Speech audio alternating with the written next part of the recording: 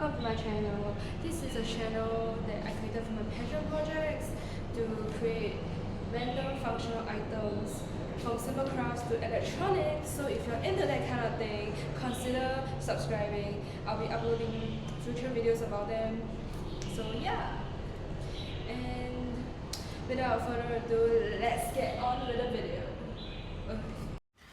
So recently I was looking through my desk and I found this mess, and I realized I didn't really have a space to put them, so I decided to make a wall-mounted keychain rack and cabinet to hold them. Chapter 1.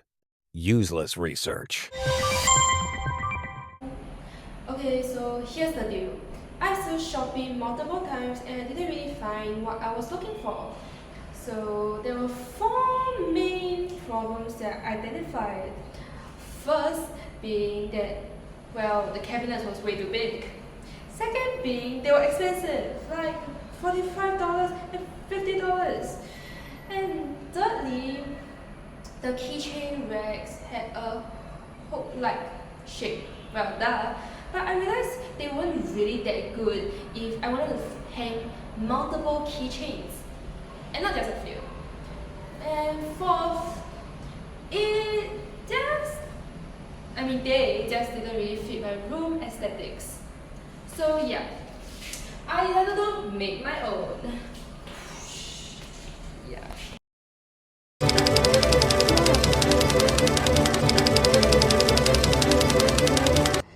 Dimensions for hooks that are holding keychains.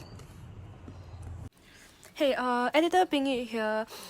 You know, although I searched up on ChatGPT, but I didn't end up using any of the data it provided, and I just used trial and error and just used my ruler for a good gauge of how the length and the diameters of the hooks were gonna look like. So yeah, so this was a useless act, but enjoy anyways.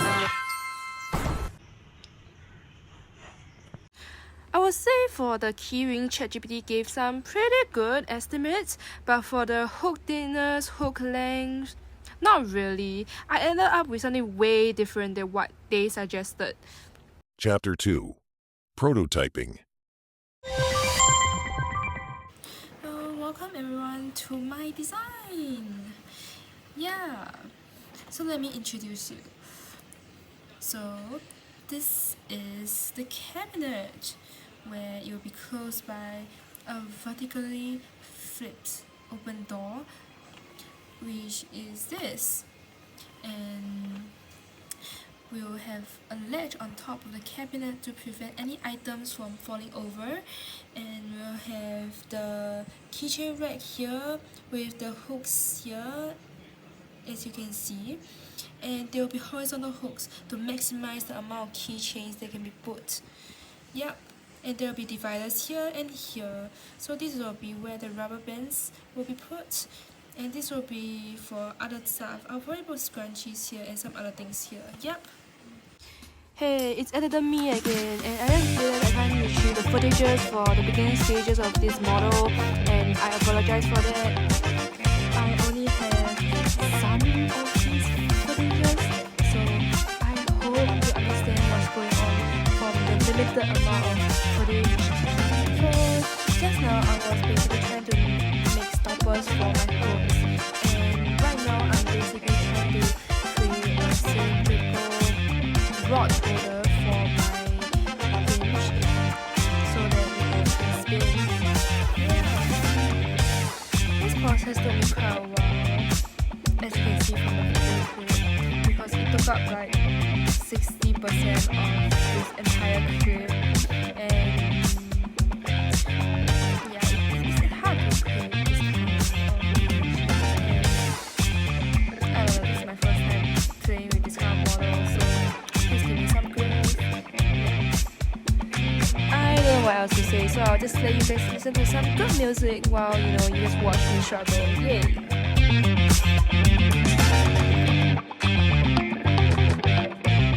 So guys, basically I didn't record the parts of me like finishing this because it was a really long and tiring process. I had to like look back and forth a lot of times.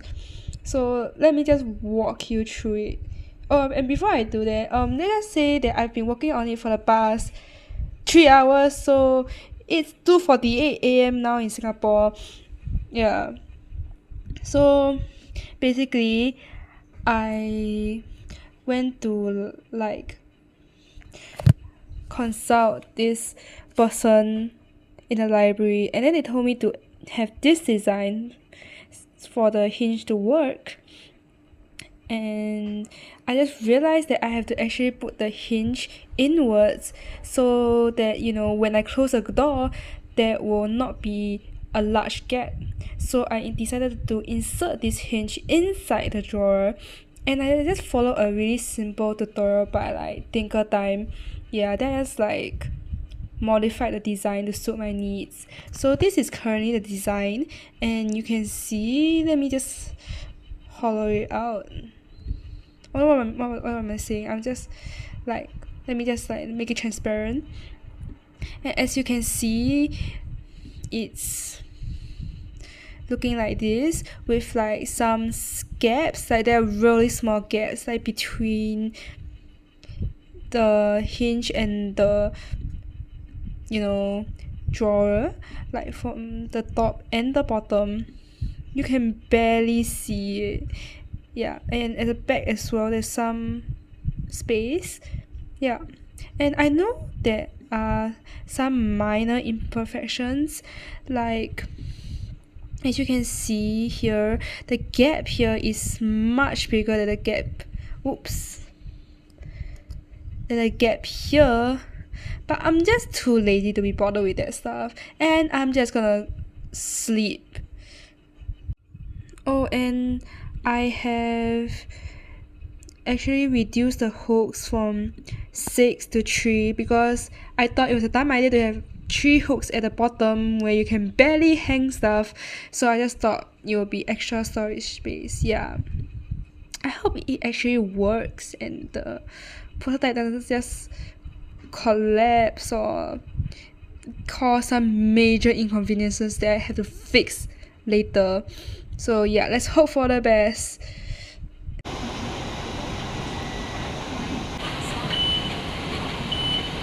So basically I broke the door.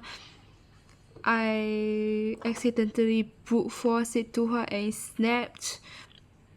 Yeah. And as you can see, this is how the model turned out. And I think the huge mistake was to actually print it in this orientation, like a vertical orientation instead of a horizontal orientation. And as you can see, that there are a lot of really just strings of the filament inside here. I don't know if you can see from the camera, but basically there are like tiny strings in there. Yeah, it looks like a spider's cave basically.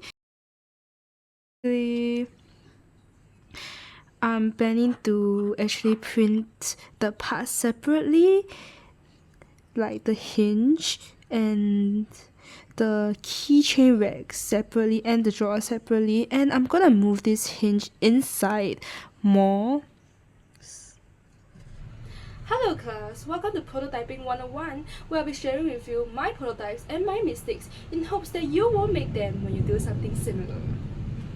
So let's jump straight in. Here is my first prototype. Looks good, right? Except for the fact that when I got my box and I introduced the wall divider in, I realized that I had a mere 11 cm to work with. So I changed the 2 hooks instead, because there ain't no way I was fitting 6 hooks in there. Yeah, like come on, no. Let's move on to our second prototype.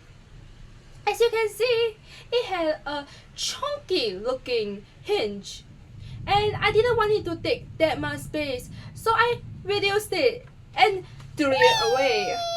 And that's why my third prototype is there for. This is my third prototype. with an indentation so that when the cabinet door closes, there won't be a gap in between. Yeah, so that's the reason. And for this positioning for the hooks, I realized that I wanted to follow a pie shape because I wanted to have space for the long and short necklaces and bracelets and whatever else. So I had to do that. But after a while, I realized I had the same problem, which was that I didn't have enough space, so I reduced to 2 hooks. So here is my 4th prototype and my final prototype. Yeah, here it is, and well, I mean, this design isn't that cool, but at least it works.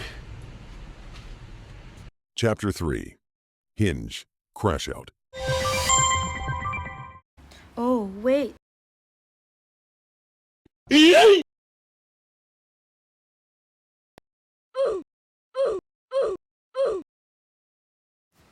The reason why I crashed out so hard here was because I couldn't find a way to make the hinge turn. Then after some asking, I realized that I didn't leave enough clearance at some of the sections, and eventually I figured it out. But I didn't scrap this design altogether because I realized I could actually just use a rod and just have some rod holders at the cabinet door and on the cabinet itself to literally hold the chopsticks for it to turn. It's such a simple solution. I can't believe I didn't think of it.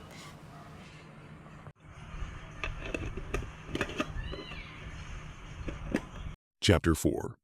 Assembly. For the assembly process, I didn't put much edit, so please watch the video till the end. Don't click off the video. If not, I'll be very, very sad. Hey, I'm watching you. If you clicked off, I will know.